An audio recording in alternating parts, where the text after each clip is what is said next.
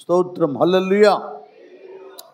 మనం పునరుత్థాన దినం అంటే ఈస్టర్ పండుగ దగ్గర నుంచి మరి పోయిన నెల చివర ఆదివారం దగ్గర నుంచి ఈ నెలలో మొదటి ఆదివారం కూడా యేసు ప్రభువుల వారి యొక్క ఆ పునరుత్థానపు శక్తిని గురించి మనం చెప్పుకున్నాం. ఇది కేవలము ప్రభువాన్ని పొగడటానికి, ఆయన చనిపోయి తిరిగి లేచాడని కదా చాటించడానికి మాత్రమే కాదండి. ఆయన రక్తము చిందించడం, ఆయన మరణించడం, పాతాళానికి వెళ్ళడం, అలాగే మృత్యుంజయుడు ఈ 3వ దినాన లేకపోవడం పునరుత్థానుడై, వీటి వలన మనం చాటించటం, చెప్పటం, పొగడటం మాత్రమే కాదు, కానీ ఆయన పునరుద్ధానపు శక్తి వలన మనలో ఆ ఉన్నతమైన మహిమ ప్రభావ పునరుద్ధాన ప్రభావం రక్షించబడిన మనలో, అంటే ఎందరైతే క్రీస్తు యేసులోనికి బాప్తిసం పొంది ఉన్నారో మీరే చెప్పాలి, వారు క్రీస్తుని ధరించి ఉన్నారు. ఈ పునరుత్థానం కేవలం యేసు ప్రభుల వారికి ఘనత మాత్రమే కాకుండా, ఈ పునరుత్థానాన్ని ఎరిగి అంగీకరించి ఎందరైతే యేసు ప్రభుల వారిని సొంత రక్షకునిగా అంగీకరించి మారు మనసు పొంది పాప క్షమాపణ నిమిత్తం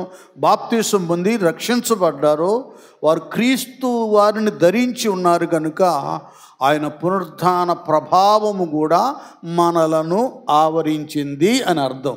గట్టిగా చప్పట్లు కొడదాం, దేవునికి స్తోత్రం. ఈ దినాన మరి దైవ సేవకురాలు 23వ కీర్తన తీశారు. దావీదు భక్తుడు యేసు ప్రభువారి యొక్క మరణ పునరుద్ధానాల గురించి మరి 68వ కీర్తన, 16వ కీర్తన, 22వ కీర్తన, ఇక్కడ 23వ కీర్తనలో కూడా చెప్పాడు. ఎలా చెప్పాడు అని మనం అనుకుంటే 4వ వచనం చూడండి. గాఢాంధకారపు లోయలో నేను సంచరించినను, చూడండి నన్ను ఇక్కడ వినండి, ఇక్కడ తర్వాత చదువుగాని విషయాలు. దావీదు గారు ఈ మాట ఎందుకు అన్నాడు? గాఢాంధకారపు లోయలో సంచరించినను ఏ అపాయానికి లోబడం. గాఢాంధకారపు లోయ అంటే షాడో ఆఫ్ డెత్, మరణ ఛాయ, మరణపు నీడ. ఇక్కడ 2 ఉన్నాయి నాన్న, వినండి, అర్థం చేసుకోండి. మరణ ఛాయ అంటే ఈ లోకంలో ఒక భయంకరమైనటువంటి రోగంతో, వ్యాధితో మన మంచాన పడ్డప్పుడు, అరే మంచాన పడ్డాడు, మరణం వేదంతో ఉన్నాడు, రేపో మాపో అన్నట్టున్నాడు, చావు బ్రతుకుల మధ్య ఉన్నాడు, కొట్టుకులాడుతున్నాడు. ఇదొక మరణ ఛాయ ఈ శరీరానికి. ఇదొకటి.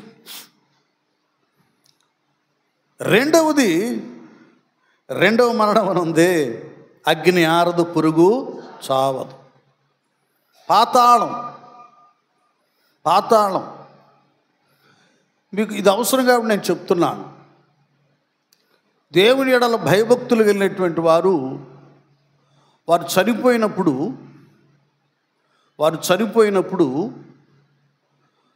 వారు ఎక్కడుంటారంటే పాతాళం అని ఒకటి ఉంటుంది, అది భక్తులది. ఇక్కడ అగ్నిగుండం లాగా వేదనలు అవి ఉండవు, ఇది వేరు. ఇది వెయిటింగ్ లిస్ట్ అంటారే, వెయిటింగ్ లిస్ట్ అన్నమాట. పరదేశికి వెళ్ళటానికి అక్కడ వారు ఆ లిస్టులో ఉండి భక్తులు అక్కడ వెయిట్ చేస్తుంటారు. అది మరణ వేదన కాదు, ఆ పాతాళం వేరు పాత నిబంధనలో. అదే భక్తిహీనులు 49:14 వారందరూ మందగా, అది వారందరూ పాతాళములో మందగా కూర్చబడుదురు, మరణము వారికి కాపరి అయ్యుండును. మరణము వారికి. ఇది ఇక్కడ భక్తిహీనులందరూ మందగా కూర్చోబడతారు, మరణము వారికి కాపరి అవుతుంది. అంటే భక్తులు కొద్దిగా లోతుకి వెళితే పాప భారం వాళ్ళ మీదే ఉంటుంది. ఆ భారాన్ని మోస్తూ విశ్రాంతి లేకుండా వేదన పడుతూనే ఉంటారు. ఈ పాతాళం భక్తులకేమో ఆ పాతాళం అదొక విశ్రాంతి స్థలంగా ఉంటుంది, కానీ వేదన ఉండదు. ఎందుకు ఉండదంటే యేసయ్య ప్రయాసపడి భారం మోసుకున్న సమస్త జనులారా నా యొద్దకి రండి, నేను మీకు, అది అర్థం చేసుకోండి. కేవలము ఈ విశ్రాంతి అనేది ఇక్కడ అప్పుల భారం, ఆరోగ్య సమస్య, ఐహిక విచారం, వీటి నుండి మాత్రమే కాదు దేవుడు విశ్రాంతిని కలుగు చేసేది.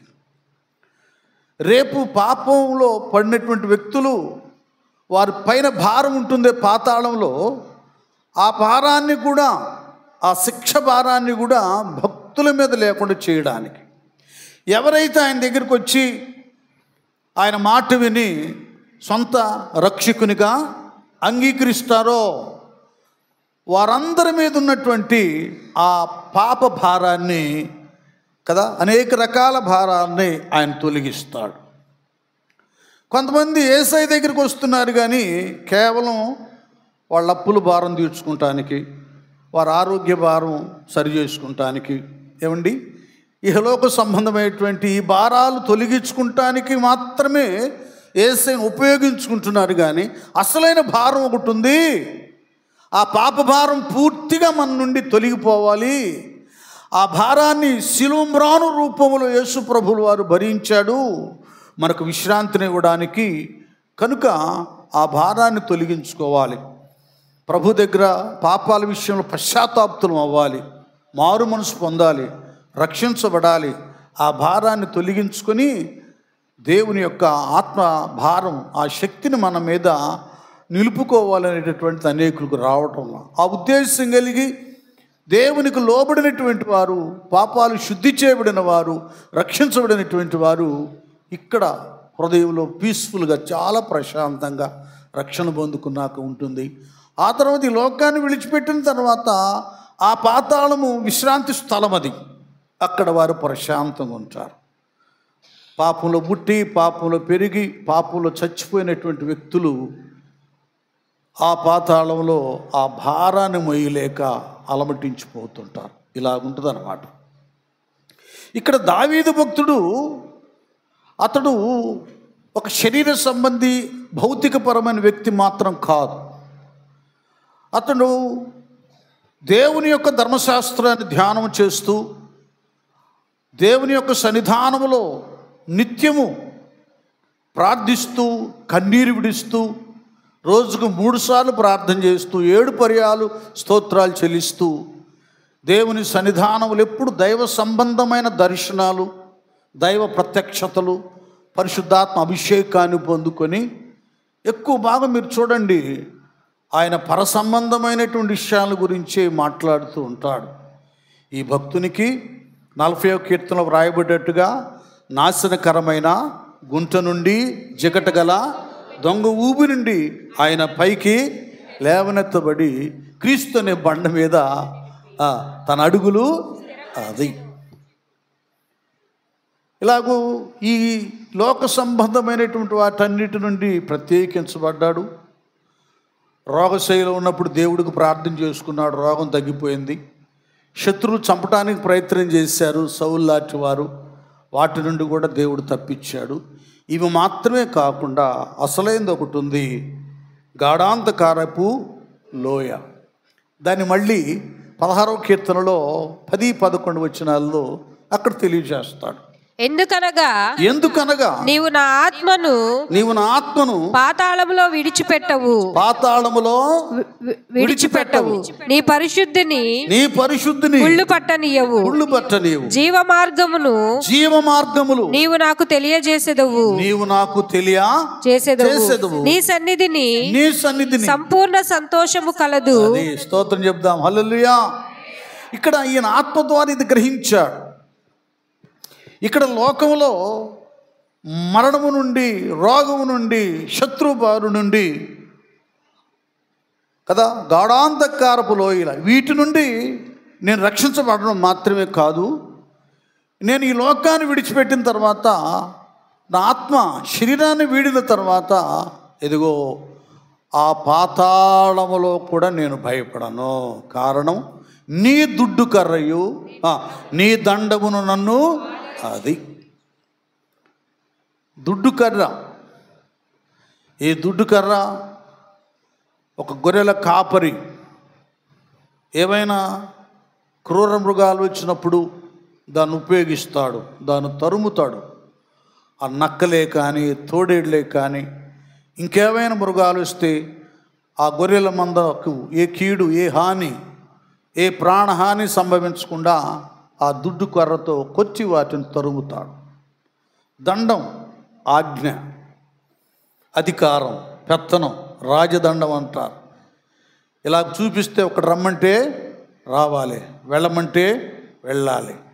ఆ దండంతో సైగ చేస్తే శిక్ష వేయాలి, ఇంకొక రకమైన సైగ చేస్తే విడిపించాలి, చెరసాలవి, రకరకాలుగా ఉంటుంది దండం.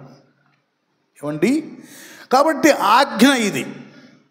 దావీదు భక్తుడు కూడా దేవుని ధర్మశాస్త్ర ప్రకారం, దైవాజ్ఞల ప్రకారం దండించబడి సరిచేయబడి ఏమండి ఆ జీవ మార్గములో నడవడం అలవర్చుకున్నాడు.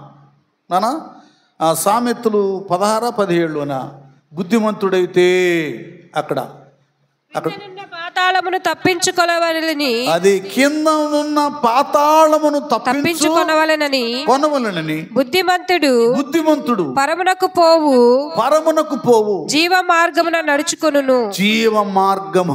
నడుచుకొనును. దేన్ని తప్పించుకుంటారు కంటున్నానా? క్రిందనున్న పాతాళమును. కింద పాతాళం ఉంది. భక్తులు దాచేటటువంటి స్థలం ఒకటి ఉంది. భక్తిహీనులు వేయబడి పాప భారాన్ని, వాళ్ళు చేసిన భారాన్ని మోసి అలమటించే స్థలం ఒకటి ఉంది. బుద్ధిమంతుడు ఏం చేస్తాడు?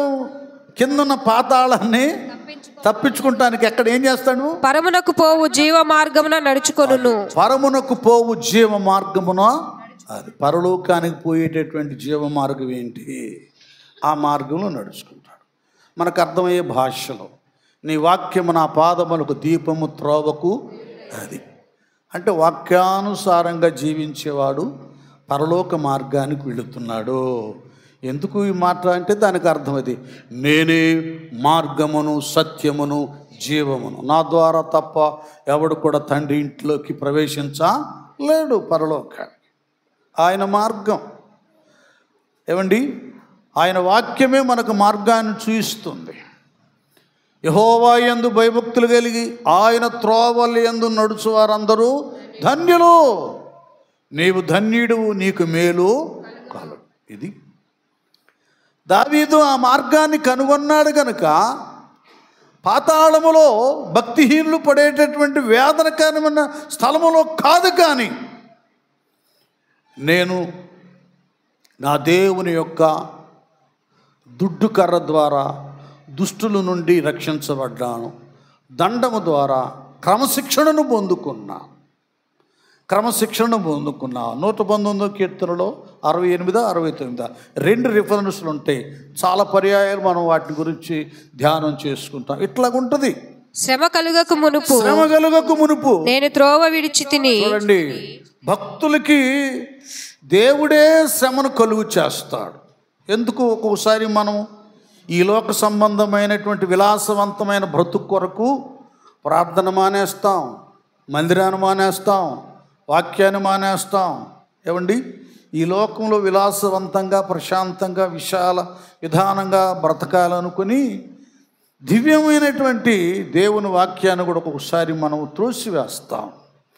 దేవుడు మనల్ని ప్రేమిస్తున్నాడు కనుక ఏం చేస్తాడు? వీడు ఒట్టిగా మాట్లాడరా, వీడికి ఏదో ఒకటి పెట్టాలి. శ్రమ కలుగక మునుపు నేను త్రోవ విడిచితిని. శ్రమ అనేది ఎందుకు వస్తుంది భక్తులకి?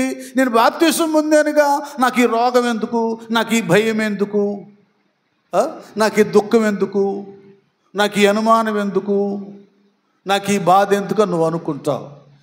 ఈ భయము బాధ ఇది లేకపోతే నువ్వు మాటనవరా బాబో, మాటలో పూర్తిగా ఈ లోక సంబంధమైన లగ్జరీ లైఫ్కి అలవాటు పడతావు. ఈ విలాసవంతమైన బ్రతుకు నిన్ను ఏం చేస్తుందో తెలుసా? చివరికి అది నాశనానికి నడిపిస్తుంది. నువ్వు అనుకుంటావు అప్పుడప్పుడు వెళ్తున్నానుగా ప్రార్థన, కానీ అప్పుడప్పుడు ఏదో చేస్తున్నానని అనుకుంటావు. లేదు, నీకు నీవే నేను మంచుకున్నాను పర్వాలేదు అనుకుంటాం. ఒకడు నడుచు మార్గము సరైనదిగా కనబడొచ్చు కానీ తుదకది నాశనానికి అది. కనుక అట్లా నువ్వు నాశనం కాకుండా ఏం పెడుతున్నాడు దేవుడు భక్తులకి? శ్రమ. శ్రమ కలుగక మునుపు త్రోవ విడిచితిని. ఇప్పుడు నీ వాక్యమును అనుసరించి, అది నీ వాక్యమును అనుసరించి నడుచుకొనుచున్నాను. ఇది ఉండాలి భక్తులకి. నువ్వు ప్రార్థనకు రాకపోయినా, ప్రార్థన చేయకపోయినా, వాక్యం వినకపోయినా, బైబిల్ చదవకపోయినా నీకు ఏ నష్టం కీడు రాకుండా ఉందంటే అర్థం ఏమిటో తెలుసా? దేవుడు నిన్ను వదిలేశాడు.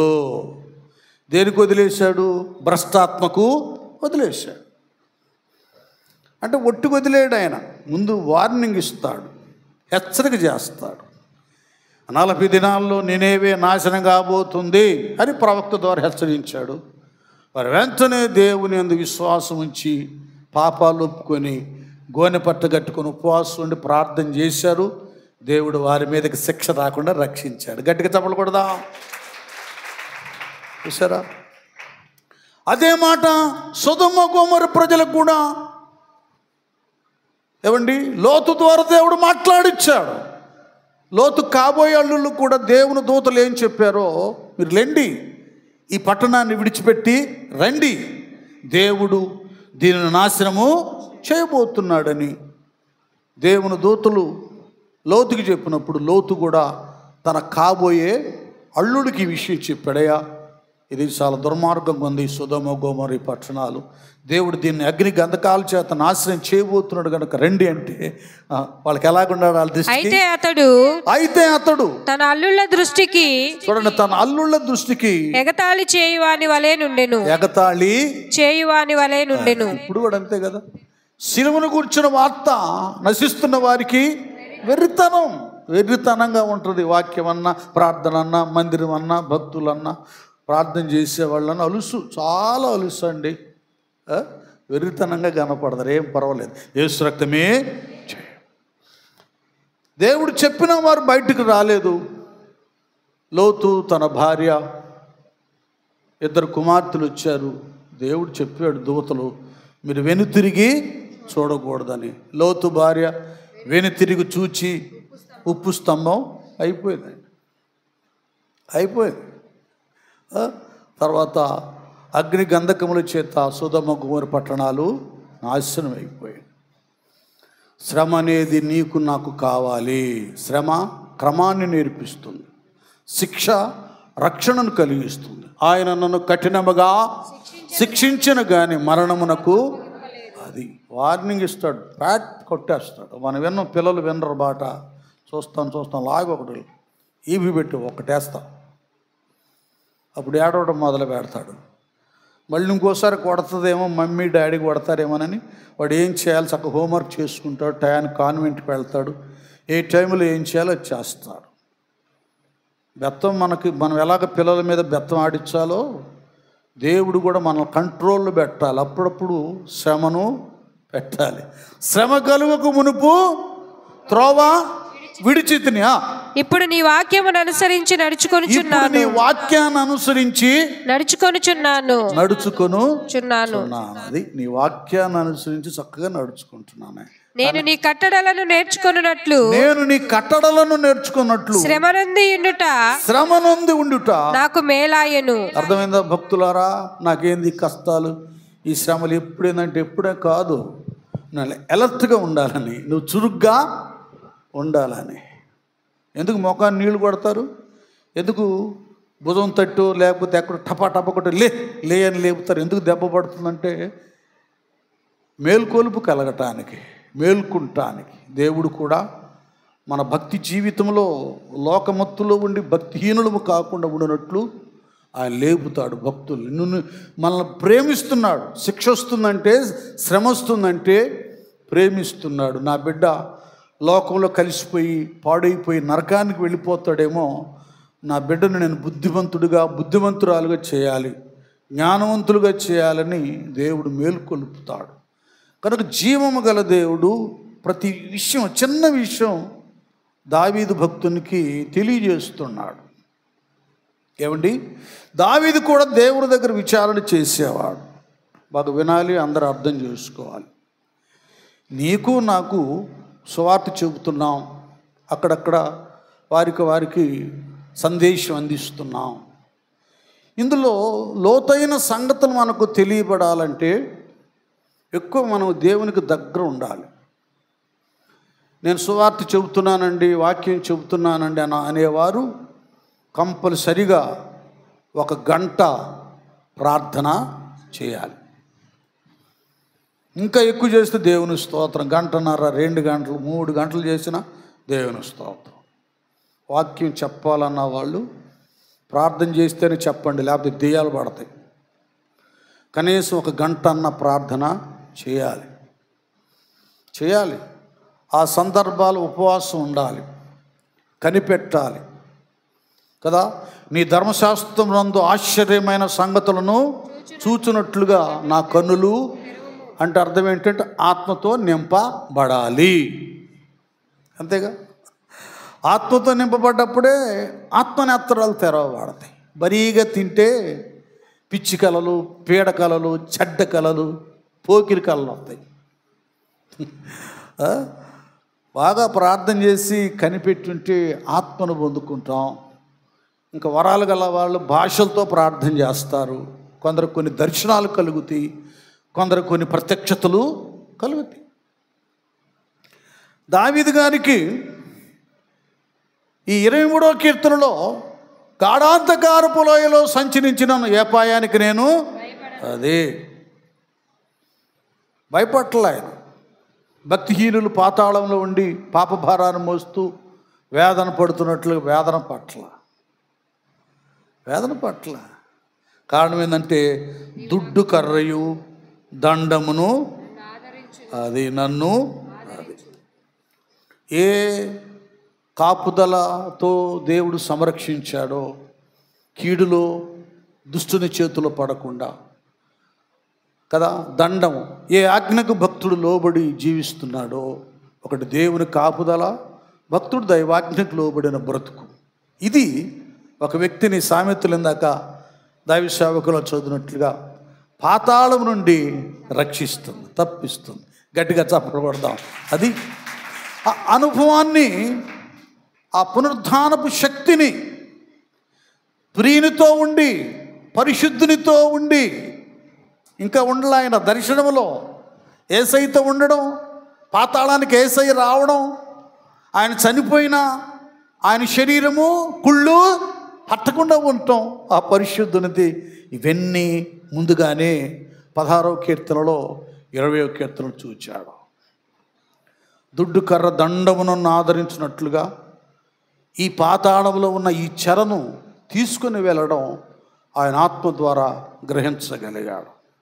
కొందరు భక్తులు యెషయా గారే కానీ దావీదు గారే కానీ ముందుగానే అక్కడ మనం నేను చెప్పుకున్నాం 25వ కీర్తనలో ఆయన ఏం చేస్తాడు, మరణం ఇంకెన్నడూ ఉండకుండా దానిని మృంగి వేయును, మరణాన్ని మృంగేస్తాడు. ఈ పునరుద్ధానపు ప్రభావపు శక్తిని వారు మనోనేత్రాలతో చూడగలిగారు.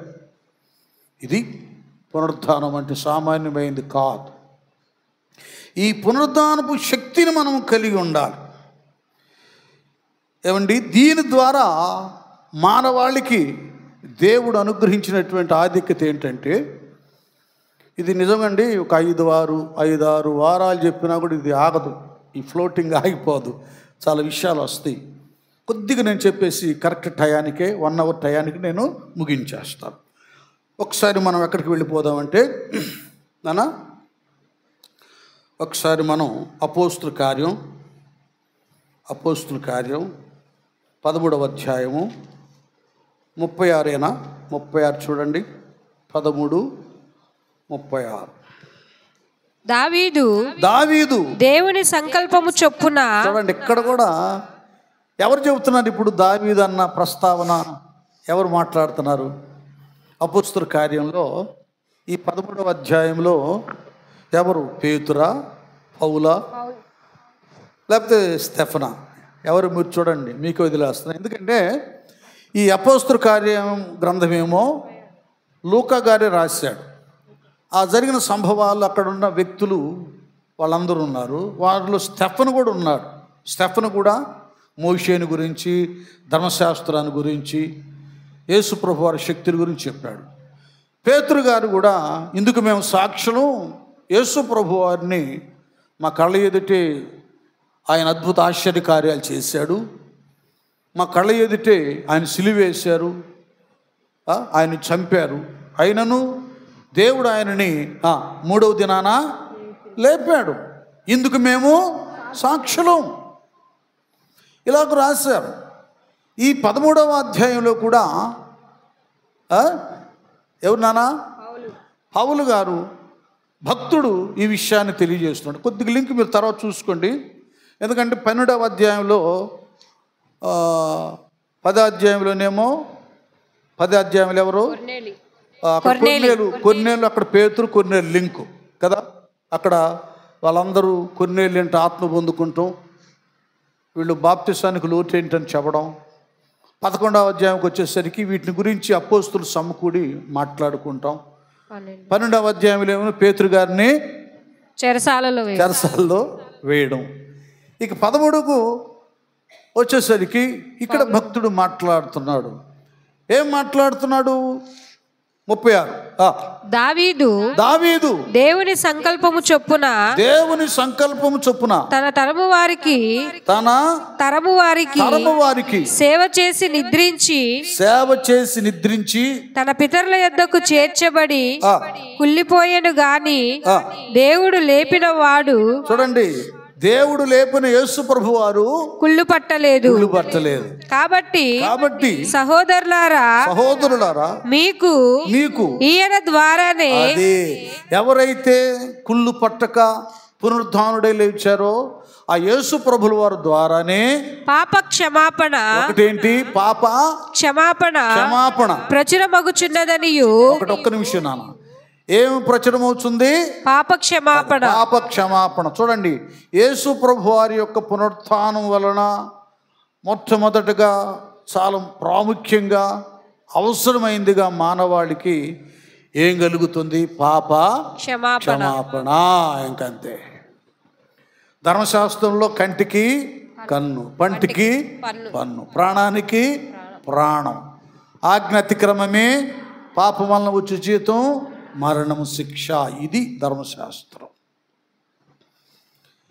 ఇంకా పాప క్షమాపణ ఇంకేమీ లేదు. ఏదో ఆశ్రయపురాలు పెట్టేవాళ్ళు, ఏదైనా తప్పు చేస్తే అక్కడికి వెళ్ళి ఆశ్రయపురాలేనా ఆ పురాల్లో దాక్కునేవాడు కొంతకాలం వరకు. ఈలోపు మధ్యలో దొరికాడు అనుకోండి, వాడు చంపేసేవాడు. పాప క్షమాపణ లేదు. ఇంకా అయ్యో నేను తెలుసో తెలియకో తప్పు చేశాను, క్షమించలేదు.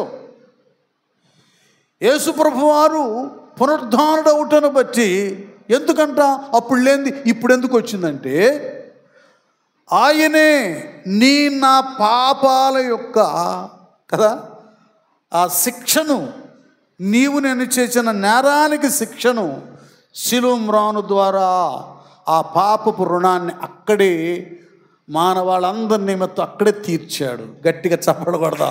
అక్కడే తీర్చి శిలువలో వేలాడుతూ ఇక పునరుద్ధానుడే లేస్తాను కదా, తండ్రి వీరేమి చేయుచున్నారు, వీరు ఎరుగరు, వీరిని క్షమించమన్నారు. అంతకు ముందు యోహాను సువార్తలో ఒక పాపపు స్త్రీ, ఇది చాలా తప్పు స్త్రీ, ఈమెని చంపేయాలని రాళ్ళతో తరిమి వెంటాడుతూ ఉన్నారు.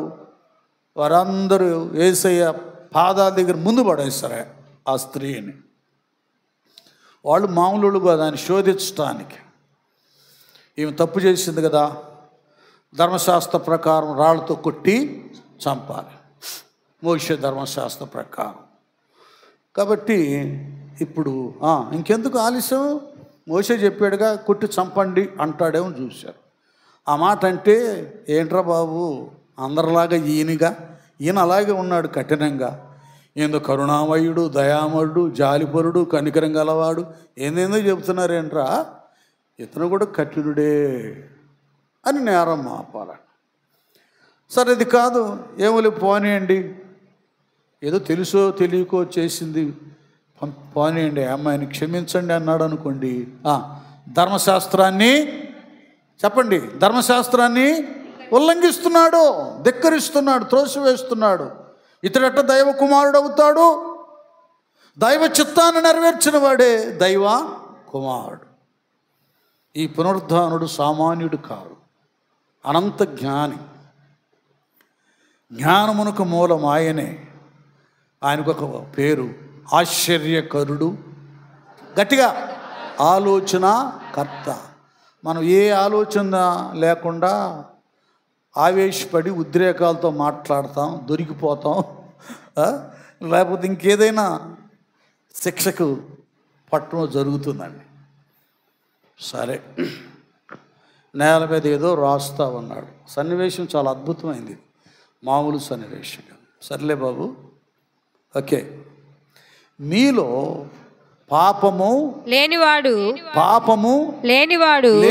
మొట్టమొదట ఆమె మీద రాయి వేయవచ్చునని, అది ఆమె మీద రాయ వేయవచ్చునని వారితో చెప్పి చాలు. ఏం చేశాడు చక్కగా, సరే నాయన, మీలో పాపం ఎవరికి లేదో మొట్టమొదటిగా ఆయన రాయి వేయమన్నాడు. ఇక్కడ కూడా కొద్దిగా మనం చాలాసార్లు చెప్పుకున్నాం, ఆలోచించవలసిందే. అందరూ వేస్తారు మామూలుగా. చెప్పిన ఆయన వాక్కు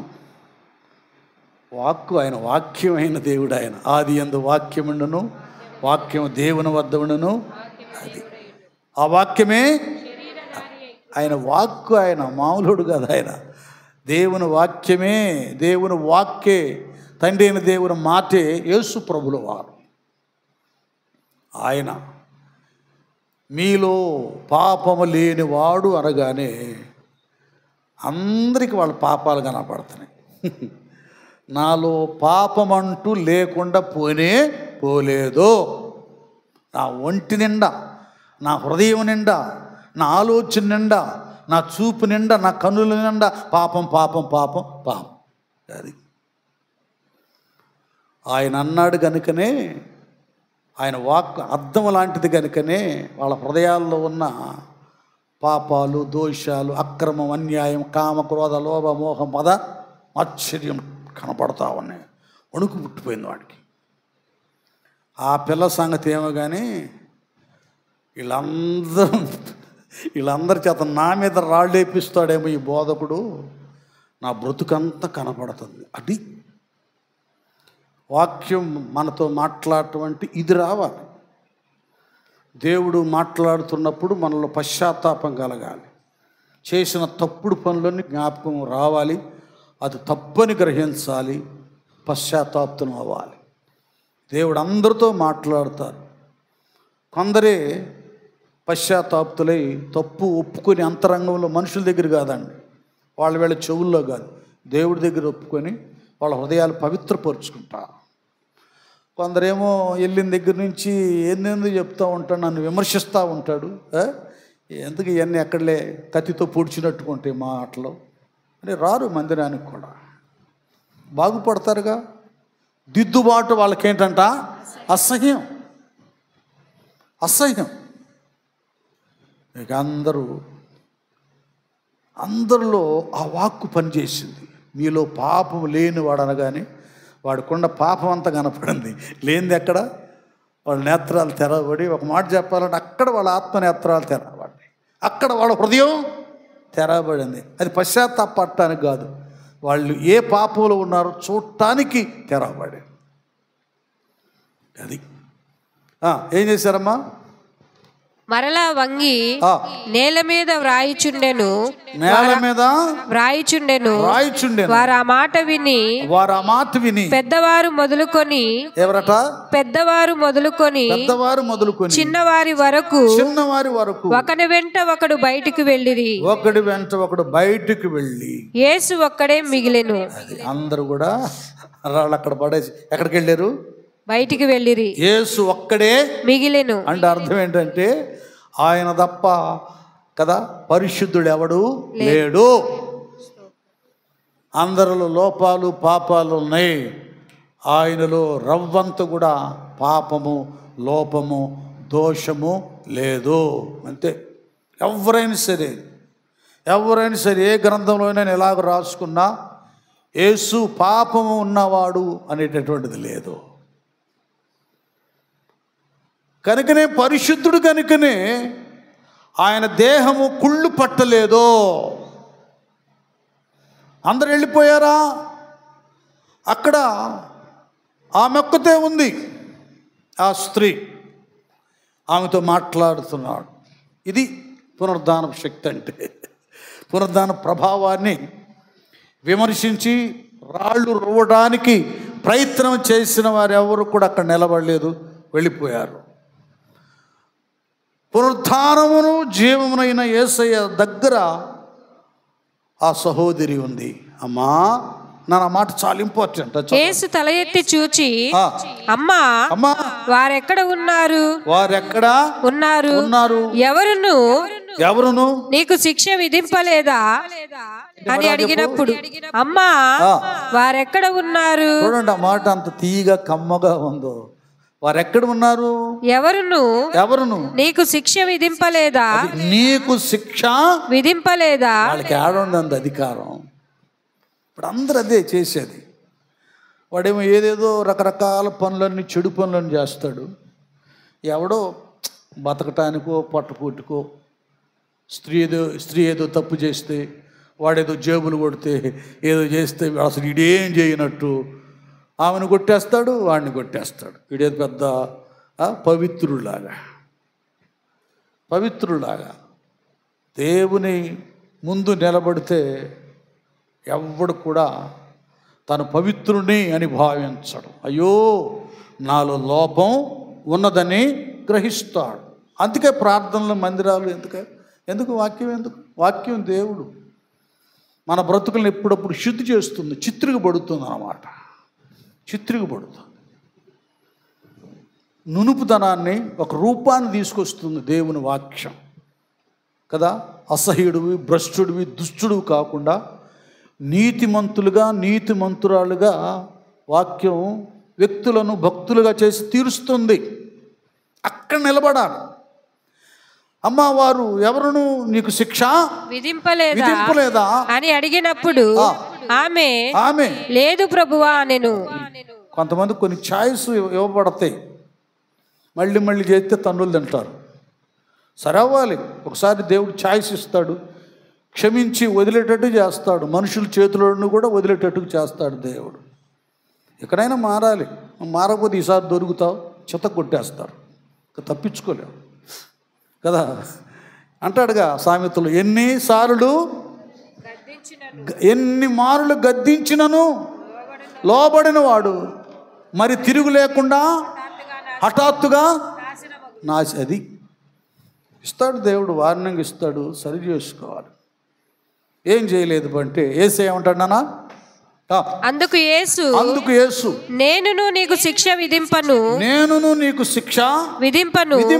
నీవు వెళ్ళి ఇక పాపము చేయకుమని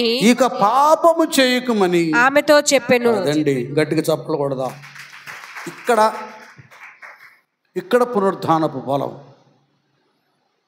పునరుద్ధానం దగ్గరికే వచ్చింది ఆ తల్లి. చక్కగా ఒక చెల్లిలాగా, తల్లిలాగా, కుమార్తెలాగా పిలిచాడు. అమ్మా, నేను కూడా శిక్ష విధింపను. శిక్షించడానికి రాలా, రక్షించడానికి వచ్చాడు.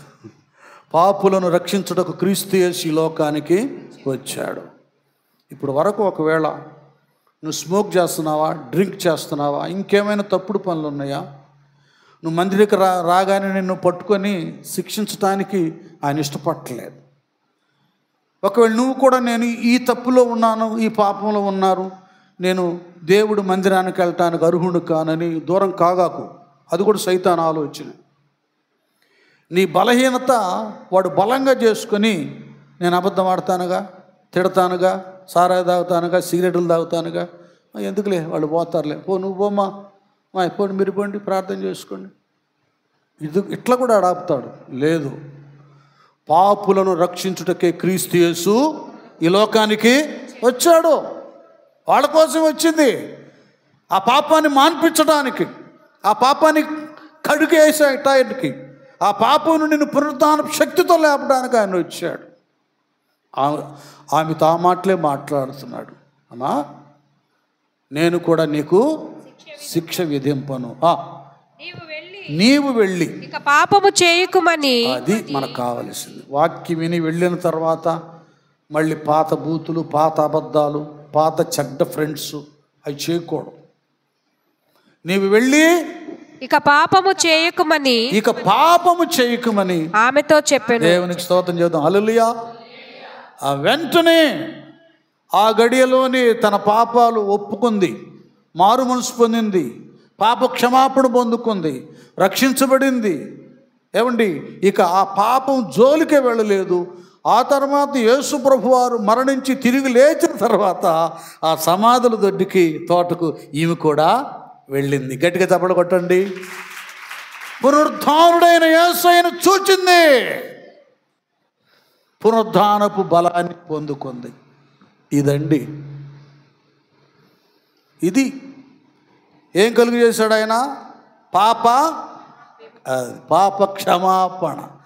ఈయన పునరుద్ధానుడై ముందుగానే మన పాపపు రుణము తీర్చి ఆ పాపపు పత్రాలను సిలువకు కొట్టివేసి, నేను ఫైన్ కట్టేశాను, ఆ కుమారుడి నిమిత్తం, ఆ కుమార్తె నిమిత్తం నేను సిలువలో శిక్ష అనుభవించాను.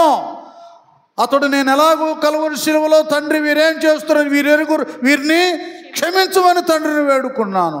ఇప్పుడు వాళ్ళు మారి క్షమాపణ కోరుకుంటే పాప క్షమాపణ అది అంగీకరించబడి వారిని పవిత్రపరుస్తుంది. యేసు రక్తము ప్రతి పాపని వాని పాపముల నుండి పవిత్ర పరుచును. చూసారా, ఇది పునరుత్థానం వల్ల ఈ రోజున మనం బాప్తీసాలు పొంది ఇంకా కొద్దిసేపటికి ప్రభు శరీరంలో రక్తములో పాలిభాగస్తులమై పరిశుద్ధులుగా తీర్చబడ్డామంటే మన జన్మ కర్మ పాపాలను ఏమండి క్షమించమని వేడుకుంటానికి ప్రభు పునరుత్థానం వలన అవకాశం కల్పించబడింది.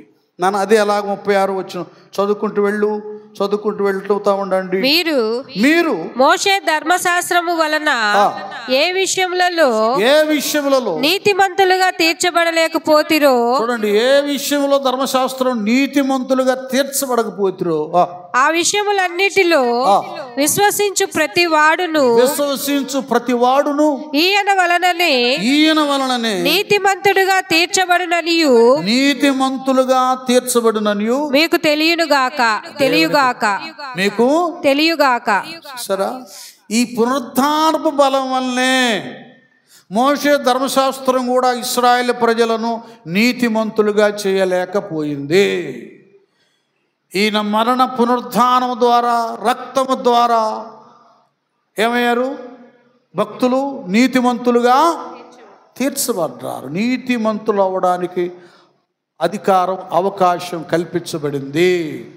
అంతకుముందేమో ఒక్కడును నీతిమంతుడు లేడు, అందరూ పాపం చేసి దేవుడు అనుగ్రహించే మహిమను పొందలేకపోయారు. ఇప్పుడైతే యేసు ప్రభువు వారి యొక్క పునరుత్థానాన్ని బట్టి మనము నీతిమంతులుగా తీర్చబడ్డా. అది కదా, ఆయన మహిమను పొందుకుంటానికి ఈ అవకాశం మనకు కల్పించబడింది. ఇలాంటి ఉన్నతమైనటువంటి శక్తిని, ప్రభావాన్ని ప్రభువారి యొక్క పునరుత్థానం వలన దేవుడు మనకు అనుగ్రహించాడు. ఇది చాలామందికి తెలియడం లేదు. మరి అసలు కొరింథీ రాసిన మొదటి పత్రిక ఈవేళ మనం ధ్యానం చేసేదే మనం చూద్దాం. అసలు ఎందుకు ఇదంతా? అప్పుడు ఏదో యేసు ప్రభువారు పస్కా చేయాలని అలాగ చేయించాడు కదా, అసలు అయినా ఎందుకు? ముందే ఇక్కడికి వెళ్దాం నాన్న, 26కి వెళ్ళిపోదాం. మత్తయి అవసరం. ఈవేళ మనం ఈ కార్యక్రమాన్ని ఎందుకు చేపడుతున్నామో, ఎందుకు అనుసరిస్తున్నామో చాలా తేటగా ప్రభువారు తెలియచేస్తున్నాడు. చూడండి, ఇక్కడ అన్నాడు ఆయన, నాయన 26 నాన్న 26 వారు భోజనము చేయుచుండగా యేసు ఒక రొట్టె పట్టుకొని దాన్ని ఆశీర్వదించి విరిచి తన శిష్యులకిచ్చి మీరు తీసుకొని తినుడి ఇది నా శరీరం అని చెప్పెను. చూడండి అంత చక్క, ఇది నా శరీరం అని చెప్పెను. మరియు ఆయన గిన్నె పట్టుకొని కృతజ్ఞతాస్తుతులు చెల్లించి వారికిచ్చి దీనిలోనిది మీరందరూ త్రాగుడి ఇది నా రక్తము అనగా పాప క్షమాపణ నిమిత్తము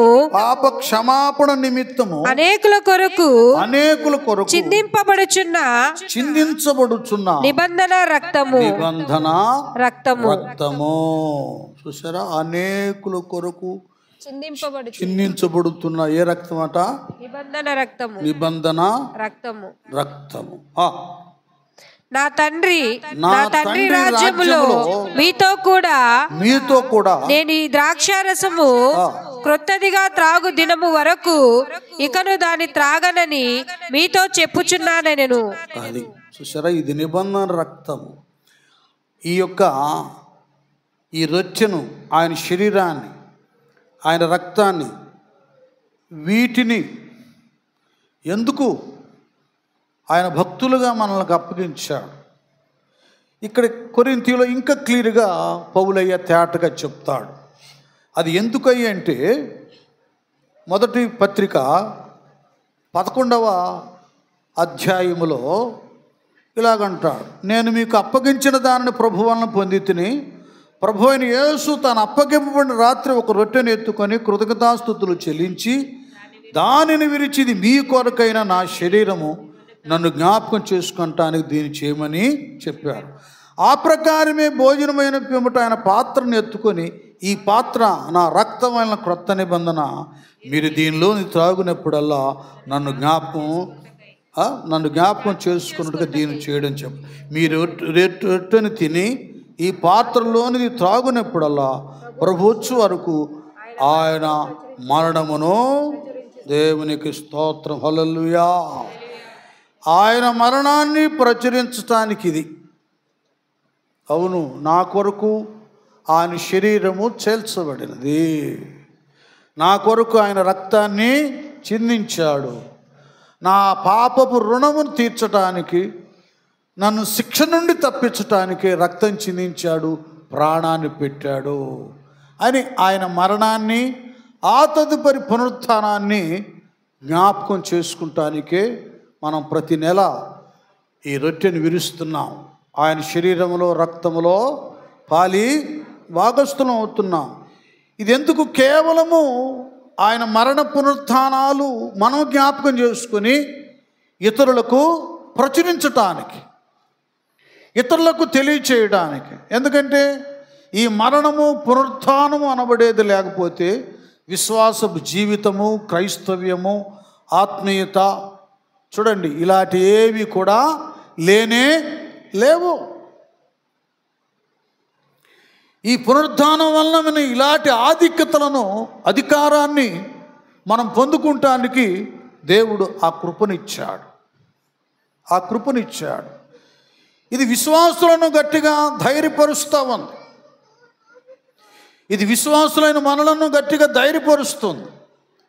ఎంత ధైర్యపరుస్తుందంటే, పునరుద్ధానుడైనటువంటి ప్రభువారు ఆయన అటు దూతల దగ్గరను, ఇటు మనుషుల మధ్యలోను, భూలోకంలో, పరలోకంలో ఎంత ఉన్నతమైనటువంటి అధికారాన్ని పొందుకున్నాడో అది జ్ఞాపకం చేస్తుంది. పేతురు రాసిన మొదటి పత్రిక 3వ అధ్యాయము 21-22 వచనాలలో ఇక్కడ కొన్ని లింకులు పెడతాడు. దేవుని దీర్ఘశాంతము ఇక కనిపెట్టుచుండినప్పుడు పూర్వము నోవాహు దినములలో ఓడ సిద్ధపరచబడుచుండగా అవిధేయులైన వారి యొద్దకు అనగా చెరలో ఉన్న ఆత్మల యొద్దకు ఆయన ఆత్మరూపిగానే వెళ్ళి వారికి ప్రకటించెను. ఆ ఓడలో కొందరు అనగా 8 మంది నీటి ద్వారా రక్షణ పొందిరి. దానికి సాదృశ్యమైన బాప్తిస్మము దేవునికి సాదృశ్యమైన బాప్తిసము ఇప్పుడు మిమ్మును రక్షించుచున్నది. ఇప్పుడు బాప్తిసం ఏం చేస్తుంది? మనలను రక్షించుచున్నది. అదేదనగా శరీర మాలిన్యము తీసివేయుట కాదు గాని, శరీర మాలిన్యం మాత్రమే తీసివేయటం మాత్రమే కాదు గాని, యేసుక్రీస్తు పునరుత్థాన మూలముగా, యేసయ్య యొక్క పునరుత్థానపు మూలముగా దేవుని విషయము నిర్మలమైన మనస్సాక్షినిచ్చు ప్రత్యుత్తరమే. ఏమిచ్చింది మనందరికి? నిర్మలమైన మనస్సాక్షినిచ్చు. ఇది గుర్తుపెట్టుకోవాలి. ఈ పునరుత్థానము భక్తులకి ఏమిస్తుంది? నిర్మలమైన మనస్సాక్షి. అంతకుముందు మార్పు లేనప్పుడు, వాక్యం లేనప్పుడు, రక్షణ లేనప్పుడు కదా, కఠిన హృదయమై వాత వేయబడిన మనస్సాక్షి కలవారమై ఏమండి చాలా చాలా హీనముగా, అన్యాయంగా, అక్రంగా బ్రతికేవారు.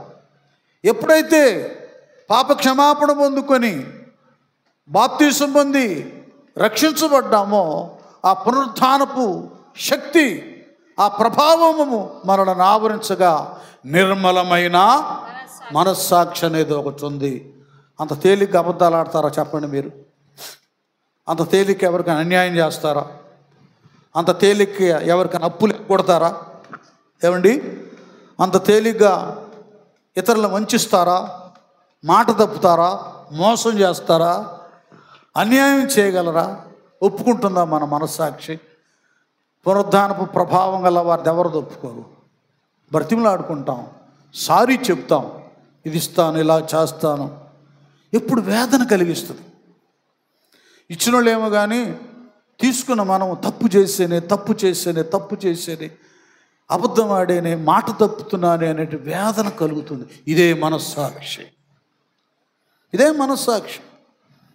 ఇచ్చేయాలి, వాళ్ళకి న్యాయం చేయాలి, ధర్మం చేయాలి, వాళ్ళకి మంచి చేయాలి అనే మనస్సే నిర్మలమైన. తర్వాత ఏమంటానా?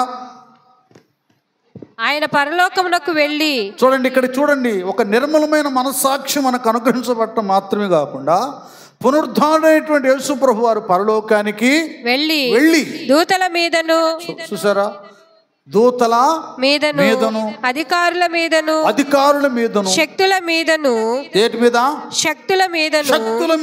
అధికారము పొందిన వాడై. చూసావా, పరలోకమందు దూతల మీదను, అధికారుల మీదను, శక్తుల మీదను అధికారము పొందిన వాడై. ఇది కొద్దిగా నారి మీరు అందరూ. ఇది మనకు చాలా అవసరం. ఒకటేమో పరలోకంలో, ఒక్కొక్క పాయింట్ చదువు. పరలోకంలో ఎవరి మీద? ఆయన పరలోకమునకు వెళ్ళి దూతల మీదను. దూతల మీద అధికారం. వినండి అమ్మ, అందరు కావాలి, వినండి. ఇప్పుడు ఏం జరిగిందంటే, తండ్రి అయిన దేవుని దగ్గర పునరుద్ధానుడైనటువంటి యేసు ప్రభు వారు అధికారాన్ని సంపాదించుకున్నాడండి. అధికారం సంపాదించుకున్న తర్వాత జరిగింది ఏమిటంటే, ఎవరైతే యేసయ్యను సొంత రక్షకునిగా అంగీకరించారో, ఎందరైతే ఆయన అంగీకరించారో మీరే చెప్పండి, వారందరూ దేవుని పిల్లలు అవడానికి అధికారము. అది అర్థమైంది మీకు? మనకు కూడా కుమారునికి ఏ విధమైన అధికారం అనుగ్రహించబడిందో మన విషయంలో కూడా ఆయన పిల్లలు మనం. తండ్రి ఆస్తి ఐశ్వర్యం, ఆయన స్వాస్థ్యం పిల్లలది. వాళ్ళు ఎవర్రా? పలానాయన కొడుకులు. అబ్బో అవునా, వాళ్ళ నాన్నకు చాలా ఆస్తులు ఉన్నాయిగా, అనంతరం వీళ్ళదే కావాలి. పలానాయన కొడుకా. అలాగే దూతల మీద పరలోకంలో యేసు ప్రభు వారికి, పునరుత్థానుడైన యేసయ్యకి ఎంత అధికారం ఉందో, ఆయన కుమారులము కుమార్తెలమైన మనకు కూడా అంత అధికారం ఇవ్వబడిందన్న సంగతి మర్చిపోవద్దు. మనం వెళ్తున్నాం, ఇంట్లో ఒక్కలే ఉన్నాం, ఎవరు లేము, ఎడారి ప్రాంతంలో ఉంటున్నాం, చుట్టుపక్కల అవిశ్వాసులు, మంత్రతంత్రాలు చేసేవాళ్ళు, ఇలాగుంది. వెంటనే నీ వాగ్దానం ఉందగా ప్రభువా, యెహోవా యందు భయభక్తుల వారి చుట్టూ ఆయన దూత అది. ఆ తర్వాత 91వ కీర్తనలో రాత్రి పగలు మన పాదాలకు రాయి తగలకుండా దేవుడు తన దూతలకు ఆజ్ఞాపిస్తాడు. ఎప్పుడు ఆజ్ఞాపిస్తాడు? నువ్వు ప్రార్థన చేస్తావు, దేవా ఈ రాత్రి వేళ దూతలను పిలిపించాయా, నీ కాపుదలు కావాలనగానే ఎట్లాగా ఏబు దగ్గరికి పంపించాడో, ఎట్లాగా కొన్నేళ్ళ దగ్గరికి పంపించాడో, ఎలాగూ సంఘ ప్రార్థన బట్టి పేతురు దగ్గరికి దూతనే పంపించాడు. చెప్తున్నా, ఎందుకంటే మనం ఆ సమయాల్లో పిరికివారం అవుతాం, బలహీనం అవుతాం. నేను లోన్లీగా ఉన్నాను, ఒంటరిగా ఉన్నాను అని భయపడతాం. లేదు, మన యేసయ్యకి ఎలాంటి అధికారం ఇవ్వబడిందో దూతల మీద, నువ్వు దూతలను పిలిస్తే వాళ్ళు వస్తారు యేసు నామములో. స్తోత్రం, హల్లెలూయా. అయ్యా దూతలను పంపించాను కానీ వస్తారు. నువ్వు భయపడుతున్నావే, ఉలిక్కి పడుతున్నావే, నిద్ర పట్టలేదు, అటు ఇటు కొట్టుకులాడుతున్నావే, ఎప్పుడైతే ఒక 2 నిమిషాలు ప్రార్థన చేసుకొని కళ్ళు మూసుకుంటావో చక్కగా దూతలు దిగుతారు. హాయిగా జోలపాట పాడినట్టు ఉండదు, తెలియకుండా గాఢ నిద్ర వస్తుంది. కళ్ళు తెరిచేలేకే ఆరైపోద్ది. గట్టికి చప్పట్లు కొట్టండి. ఈ అధికారం ఉంది మనకే. ఆయన పునరుద్ధానుడైన దాన్ని బట్టి దూతల మీదను, తర్వాత అధికారుల మీదను, అది అంతేనా? అధికారుల మీద, తర్వాత శక్తుల మీద, అధికారుల మీద కూడా నువ్వు ప్రార్థన చేసినప్పుడు దేవుడు ఈ లోకంలో ఉన్న అధికారుల హృదయాన్ని కరిగిస్తాడు. తర్వాత శక్తులున్నాయి. ఏ శక్తులున్నాయి? దురాత్మ శక్తులున్నాయి. యేసు రక్తమే జయము. ఆయన పొందుకున్న అధికారం, ఆధిపత్యం, ఐశ్వర్యం అంతా కూడా రక్షణ పొందుకున్నటువంటి ఆయన కుమార్తెలది. గట్టిగా చప్పట్లు కొడదా.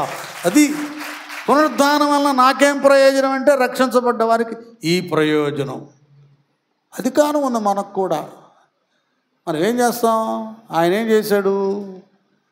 పేతురయ్య ఇద్దరు కలిసి శృంగారమైన దేవాలయానికి వెళ్తున్నారు. అక్కడ కుంటివాడు ఉన్నాడు. వాడు మందిరం దగ్గర ఉన్నాడు కానీ ఎప్పుడు వాడు బ్రతుకులు ఎన్నడూ మందిరంలోకి వెళ్ళాల. దేవాలయంలోకి వెళ్ళి దేవుణ్ణి అడుక్కోట్లా. దేవాలయం ఆ ద్వారం దగ్గర ఆ బయట ఉండి అక్కడ మనుషులను అడుక్కుంటున్నాడు. నేను చెప్తున్నానుగా, మీ అందరికీ తెలుసు, దేవుడిని అడుక్కొనని వాడు, అడగని వాడు అడుగుడి మీకు ఇవ్వండి. దేవుని అడగనివాడు అందరిని అడుక్కుంటాడు. చివరికి అడుక్కునేవాడు కూడా అడుక్కుంటాడు. కనీసం దేవుణ్ణి అడుక్కోవాలి మనం. ఆయన అడుగుడి మీకు, ఎవరైతే దేవుణ్ణి అడగడో వాడు అందరిని అడుక్కుంటాడు. ఎప్పుడైనా అడుక్కున్నవాడు కూడా అడుక్కుంటాడు. అంత నీచంగా దిగజారిపోయింది బ్రతుకు. కాబట్టి ప్రభువుని అడిగి ఆయన పాదాల దగ్గర కనిపెట్టుకోవాలి. వీడు ఆలయం దగ్గర ఉండి కూడా అడుక్కుంటున్నాడు మనుష్యుల్ని. ఇచ్చే ఆయన ఉన్నాడు. బుద్ధి జ్ఞానముల సర్వ సంపదలు ఆయన దగ్గర ఉంటే వీడు భిక్షగాడుగానే బెగ్గరగానే మిగిలిపోయాడు. మందిరాలకు వచ్చి కూడా దరిద్రం, అప్పుడు అల్లరి ఎందుకు అవుతుందంటే, మనము ఆయన్ని అడగవలసిన రీతిగా అడగట్లా, దేవుణ్ణి ప్రార్థన చేయట్లా, పశ్చాత్తాపంతో చేయట్లా, శంకరు వలె విరిగి నలిగిన హృదయంతో చేయటంలా, తగ్గించుకొని చేయటంలా, విశ్వాసంతో చేయటంలా, యథార్థ హృదయంతో చేయటం లేదు. కనుక ఆ యజమానుడు, నాయకుడు, మన తండ్రి మనకి ఇవ్వట్లా. అడగాలని, ఎలాగ అడగాలో కూడా తెలుసుకోవాలి. కొంతమంది అలాగ అయిపోతారు. ఇక వచ్చేసాడు మళ్ళీ సబ్జెక్ట్ ఇటు తిరిగిద్ది. పేతురు యోహాను గారు వచ్చి అలాగే వెళ్తున్నారు. వాడు భాషలో అడుక్కుంటున్నాడు. వీళ్ళే ఉండి ఏంది ఇటు పరిస్థితి అని వేసి ఒకసారి మాకు వెళ్ళి తేరు చూడమన్నారు. వాడు అనుకున్నాడు అందరికంటే ₹1 ఎక్కువ ఇస్తారేమో అనుకొని ఏమైనా దొరుకునేమో అని చూస్తున్నాడు, కనిపెడుతున్నాడు. వీళ్ళేం కనిపెడుతున్నారు? ఆత్మ గల్లవాడు కదా వీళ్ళు. తెలుసుకున్నాడు పేతురు, అరే మేమేదో ఇద్దాం అనుకుంటున్నారా బాబు, వెండి బంగారాలు మా యొద్ద లేవు, కానీ మాకు కలిగినదే నీకు ఇచ్చుచున్నానని నజరేయుడైన యేసుక్రీస్తు నామమున నడుమని. అది మన పునరుత్థాన బలం. యేసయ్య నామం. ఎందుకు ఈ నామాన్ని మనం ఉచ్చరిస్తుంటే, మనం స్మరిస్తుంటే ఆ నామం పేరట ప్రార్థన చేస్తుంటే కార్యాలు జరుగుతున్నాయి అంటే ఆ నామాన్ని మనం ధరించాం. దేవుని స్తోత్రం. ఆ నామాన్ని మనము ధరించాం. ఎలాగ ధరించాం? మారు మనసు పొంది పాప క్షమాపణ పొందుకొని బాప్తిసం పొంది ఆయనలోకి బాప్తిసం పొంది మనం ఆయన ధరించాం పౌలయ్య అన్నట్లుగా. కనుక ఆ నామము మన చుట్టూ, ఆ నామం మహిమ ప్రభావాలు విరజిల్లుతూ ఉన్నాయి. ఆ ప్రభావం ఉన్నది. పేతురు గారిలో కూడా ఆయనలో ఉంది, ఆయన ఆవరించింది పునరుద్ధానుడైనటువంటి యేసయ్య నామము గనుక వాడు అలాగ చేయబట్టుకొని, అతను చేయబట్టుకొని అలాగలేవగా వాడు చీలమండలం బలం పొందుకొని నిలిచి నడిచి గంతులు వేసుకుంటూ ఎన్నడూ దేవుని ఆలయములో కాలు పెట్టనివాడు పునరుద్ధానపు శక్తి వలన లోపలికి వెళ్ళిపోయి దేవుని మహింపరిచాడు. గట్టిగా చప్పడబడదా. జయ జయ యేసు, జయ యేసు, జయ జయ క్రీస్తు, జయ క్రీస్తు, జయ జయ యేసు, యేసు, జయ జయ క్రీస్తు, జయ క్రీస్తు, జయ జయ రాజా, జయ రాజా, జయ జయ రాజా, జయ రాజా, జయ జయ స్తోత్రం, జయ స్తోత్రం, జయ జయ స్తోత్రం, జయ స్తోత్రం, జయ జయ యేసు, జయ యేసు, జయ జయ క్రీస్తు, జయ క్రీస్తు, మరణము గెలచిన జయ యేసు, మరణము ఓడెను, జయ యేసు, మరణము గెలచిన, జయ యేసు, మరణము ఓడెను, జయ యేసు, పరమ బలమొసగు, జయ యేసు, పరమ బలమొసగు, జయ యేసు, శరణము నీవే, జయ యేసు, శరణము నీవే, జయ యేసు, జయ జయ యేసు, జయ యేసు, జయ జయ క్రీస్తు, జయ క్రీస్తు, జయ జయ రాజా, జయ రాజా, జయ జయ రాజా, జయ రాజా, జయ జయ స్తోత్రం, జయ స్తోత్రం, జయ జయ స్తోత్రం, జయ స్తోత్రం. హల్లెలూయా. కనుక ఈ ప్రభావము ప్రభు పునరుత్థానం వలన మనలో ఉంది అని మీరు గ్రహించాలి. ఈ ప్రభావం ఎప్పుడు మనలోంచి తొలగిపోతుందంటే, అలనాడు ఇశ్రాయేలు కూడా మొదటి సమూయేలు గ్రంథంలో మందసం అయితే వాళ్ళ దగ్గర ఉంది, కానీ అందులో ఉన్నటువంటి ఆ యొక్క భాగ్యాన్ని ప్రభావాన్ని సొంతం చేసుకుంటానికి వీళ్ళ అంతరంగంలో హృదయంలో మాత్రం యోగ్యత అర్హత లేదో. అది ముందు మనం ఎప్పుడైతే రక్షణ పొందుకున్నామో, సరైన మారు మనసు పాప క్షమాపణ పొందుకొని ఆరంభంలో అలాంటి పవిత్రత ఏమండి దేవునికి ఇష్టలుగా నిష్ఠా నియమాలతో అబద్ధాలు ఆడకుండా అన్యాయం చేయకుండా, ఇదంటారే ఏదో నోటితో మాట్లాడి నొసళ్ళు ఎక్కిస్తారన్నటువంటి లోకంలో కొన్ని, అది భ్రష్టులకి. భక్తులు అని చెప్పుకుంటూ ఈ నాటకాలు ఆడితే దేవుడు వాతేస్తాడు. జాగ్రత్తగా ఉండాలి. ఎగతాళిగా ఉంటాయి వాళ్ళ మాటలు. వాళ్ళు మాట్లాడేది ఒకటి, వాళ్ళు చేసేది ఒకటి. నువ్వు లోకస్తుడు కాదు, లోకస్తురాలు కాదు, దేవుని బిడ్డవి.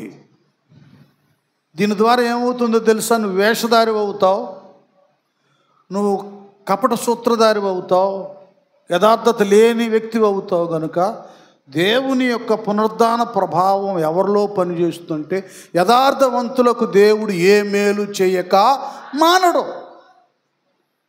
యథార్థతను మనం కోల్పోయినప్పుడు ప్రభావం పోయింది. 24 గంటలు ప్రార్థన చేసినా మన తల నేల కొట్టుకున్నా కూడా ఆ ప్రభావం మనల్ని ఆవరించదు.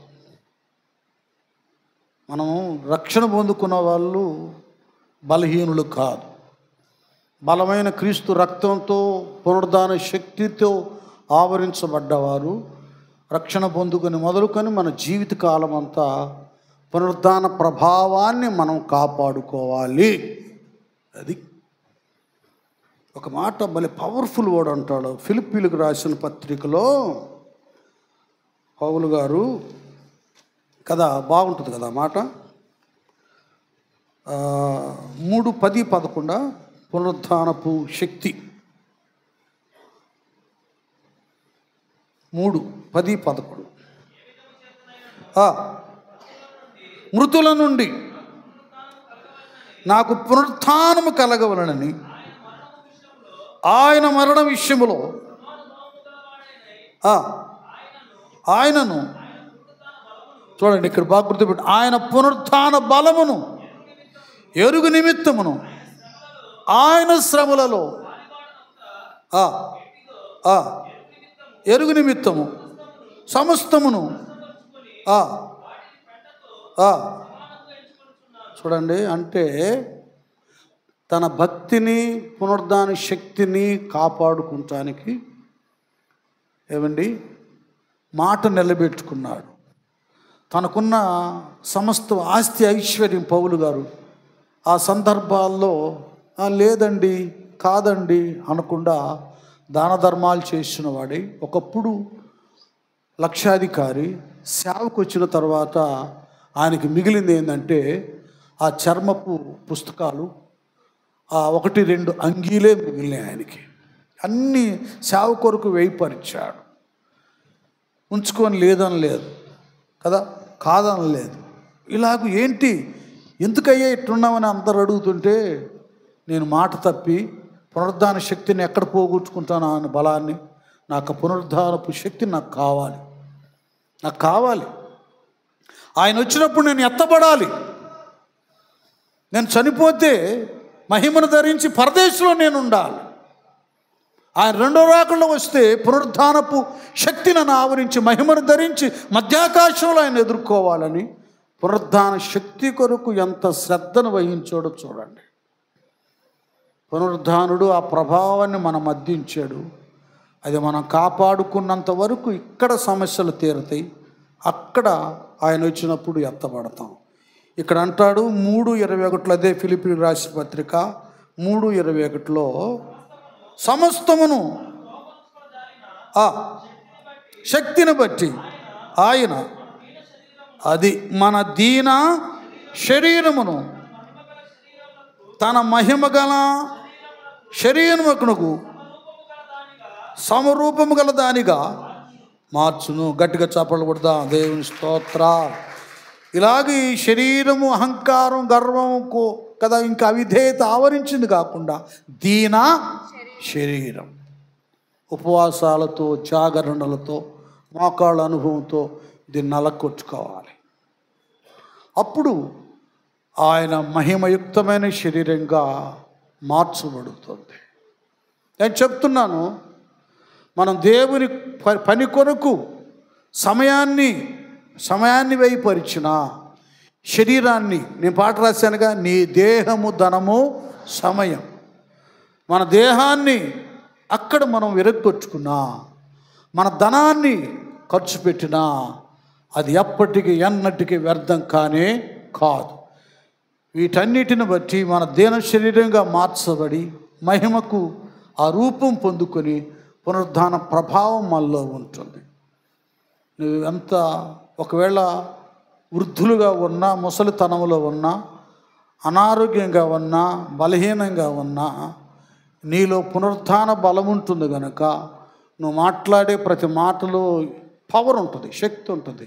వచ్చి ఆంటీ ఇట్లాగ అయిపోయింది కుటుంబం, ఇలాగైందంటే నువ్వు అలాగ హృదయపూర్వకంగా నోరు తెరిచి, దేవుడు మళ్ళీ నీ కుటుంబాన్ని కడతాడమ్మా, అయ్యా మీ కుటుంబం ఒకటవుతుంది. అందరూ తల్లిదండ్రులు, బిడ్డలు, కుమార్తెలు, అల్లుళ్ళు, కుమారులు, కోడళ్ళు, అందరూ మానవ సంతతి, నీ పిల్ల తరముతో నువ్వు ఆనందిస్తావని ఒక్క మాట నువ్వంటే ఆ పునరుద్ధానపు వాక్, అది ప్రభావం ఉన్న వాక్కు కనుక చిన్నాభిన్నమైనటువంటి జీవితాలు మళ్ళీ దేవుడు నిర్మాణం చేస్తాడు. యేసు రక్తమే అది. ఎంత గొప్ప ప్రభావం ఉంది ఆ పునరుద్ధానం వలన. రక్షణ పొందుకుని మనకు అది అనుగ్రహించబడింది కనుక ఒకవేళ ఏది జరగకుండా ఉండటానికి మనలో ఉన్న లోపాలేమో, అవిధేయతేమో, అబద్ధాలేమో పరిశీలన చేసుకొని మళ్ళీ మనం దావీదయ్యలాగా సరి చేసుకొని ఆ పునరుద్ధాన ప్రభావాన్ని పొందుకొని శక్తివంతమైన దైవ కార్యాలు చేద్దాం, చూద్దాం, అన్ని విధాలుగా దీవించబడదాం. అట్టి భాగ్యాన్ని దేవుడు మనందరికి అనుగ్రహించునుగాక. తల్ల వంచండి, ప్రార్థన చేసుకుందాం. ఓకే, అందరూ ధ్యానపూర్వకంగా ఉండండి. హల్లెలూయా, హల్లెలూయా. ఇష్టం పాడుతో పాటు హల్లెలూయా. ఆరాధనలోను కీర్తనలోను సాక్ష్యాల్లో మహిమ తెచ్చుకున్నారు. వాక్య భాగంలో నుండి మా పునరుత్థానుడా, మీకున్న అధికారం, శక్తి మీ పునరుద్ధానపు బలం వల్ల మాకు ఇచ్చారయ్యా. అది మా స్థితిగతులు మేము జాగ్రత్తగా కాపాడుకుంటేనే ఆ ప్రభావం మా మీద ఉంటుందని వాక్యాధారంగా మాట్లాడారు. ఆ శక్తితోనే మమ్మల్ని నింపి మీ సన్నిధిలో ముందుకు కొనసాగటానికి సహాయం చేయండి. ఇప్పుడు మీ శరీరంలో రక్తంలో పాలుభాగస్తులం కాబోతున్నాం ప్రభా. మాకు నాయన ఈ యొక్క ప్రభావాన్ని, మహిమను మాకు అనుగ్రహించి ఈ కార్యక్రమం అంతట్లో మీరుండి ఆయా మహిమ తెచ్చుకోమని యేసు నామమున వేడుకుంటూ ప్రార్థిస్తున్నాము తండ్రి, ఆమేన్. మన తండ్రి అయినటువంటి దేవుని ప్రేమ, కుమారుడైనటువంటి యేసుక్రీస్తు వారి కృప, పరిశుద్ధాత్మని యొక్క అన్యోన్య సహవాసం సకల పరిశుద్ధులకు కూడి వచ్చిన మనందరికీ సదాకాలము తోడైండునుగాక.